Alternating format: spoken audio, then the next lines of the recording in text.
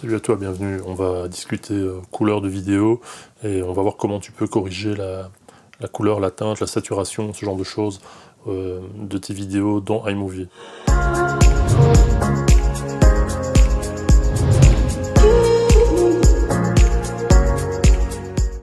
Je suis ravi de te retrouver pour une nouvelle vidéo sur cette chaîne. Comme tu le sais, je te propose des tutoriels ou des informations par rapport à la vidéo, par rapport à Instagram, par rapport à la photo et ce genre de choses. Si ce sont des sujets qui t'intéressent, n'hésite évidemment pas à t'abonner et à activer les notifications. Si la vidéo t'intéresse, une fois que tu auras regardé jusqu'au bout, mets-moi un petit pouce vers le haut ou vers le bas, mais en tout cas dis-moi ce que tu en as pensé. Alors dans iMovie, on peut difficilement parler de colorimétrie dans le sens où c'est un logiciel qui n'est pas forcément prévu pour ça, contrairement à un DaVinci Resolve ou à d'autres. Dans Adobe Premiere, il y a moyen de faire un paquet de choses. Dans InFilm Pro également. Dans iMovie, on va plutôt aller corriger les petites erreurs qu'on a pu commettre au niveau de la prise de vue. On va pouvoir aussi retravailler des vidéos pour lesquelles on aurait volontairement modifié les paramètres de la caméra, comme moi je le fais, donc en diminuant par exemple le contraste et la saturation et en augmentant la netteté de l'image.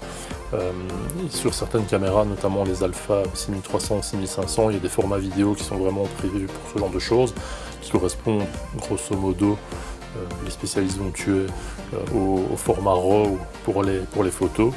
Donc ce sont des fichiers sur lesquels on va avoir le maximum d'informations qui vont être préservées au niveau du fichier vidéo et sur lesquels on va pouvoir retravailler, donc augmenter par exemple la luminosité sans brûler le sujet de ta vidéo. C'est pas le but ici. Aujourd'hui, ce qu'on va voir, c'est comment tu peux, à partir d'un fichier que tu as capturé avec ta caméra, ton smartphone ou n'importe quoi, retravailler les couleurs, la teinte, la saturation et ce genre de choses dans iMovie. Alors pour illustrer la méthode de colorimétrie, ou en tout cas de travail des couleurs dans iMovie, j'ai pris une petite vidéo fixe.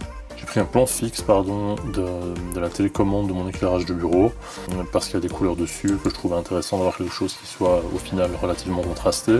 Donc au niveau de ma caméra, les réglages comme le contraste et la saturation sont réduits au minimum, et j'ai augmenté le niveau de détail de 60%, donc c'est une caméra Sony, donc les réglages c'est -3 plus 2.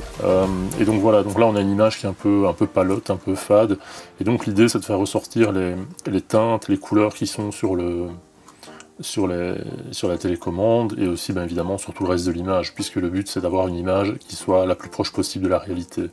Donc pour pouvoir comparer l'avant et l'après, ce que je vais faire, c'est que je vais simplement glisser la même vidéo 2 fois sur ma timeline, et je vais aller mettre ça en écran partagé, un écran scindé, ça me paraît bien.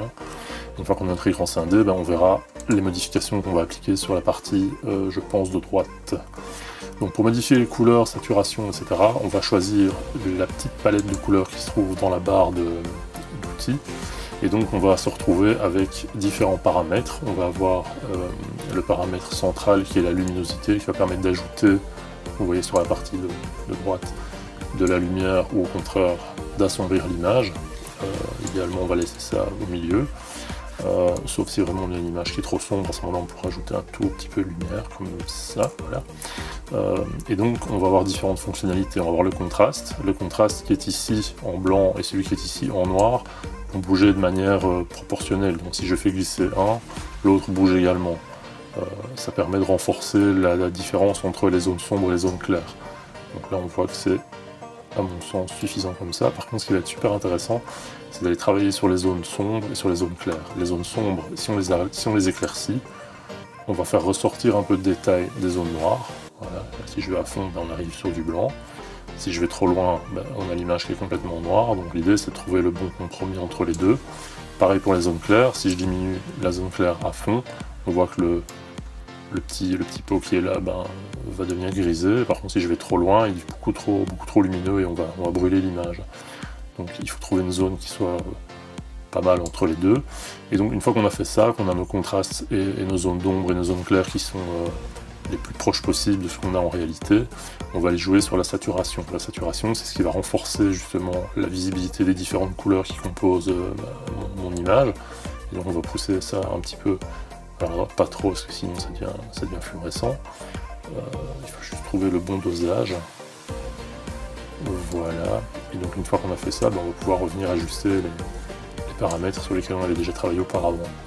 Donc là on a une image qui est pas trop dégueu. On voit que l'arrière-plan se détache mieux, donc on voit que le cactus qui est là est un peu plus visible.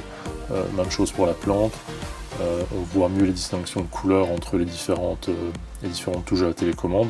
Alors on peut évidemment paramétrer ça comme on en a envie, on peut booster un peu ce genre de choses, rajouter un peu de luminosité si on en a envie.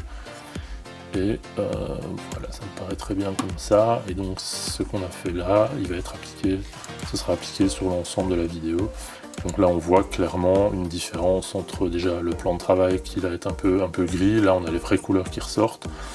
Là où on avait une espèce de gris marin dégueulasse, ben, on a un bleuté qui ressort de manière plus prononcée.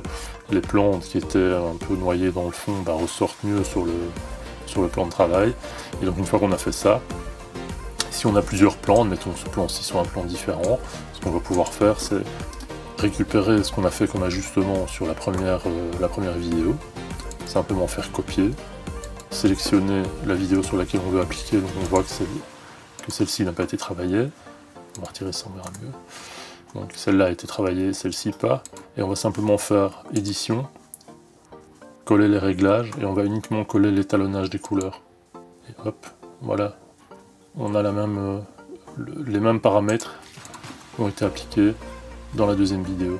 Donc si on rajoute des plans séquences, si on rajoute des vidéos, si on rajoute différents éléments multimédia dans la timeline, ben on pourra évidemment appliquer les mêmes paramètres à toute la timeline, comme ça on ne fait le travail qu'une fois. Donc comme tu as pu le voir, il y a une grosse lacune dans iMovie, c'est que tu ne peux pas sauvegarder les paramètres que tu as utilisés pour corriger ta séquence. Par contre, tu vas pouvoir réutiliser toutes les modifications que tu as apportées à ta vidéo sur toutes les vidéos de la même timeline.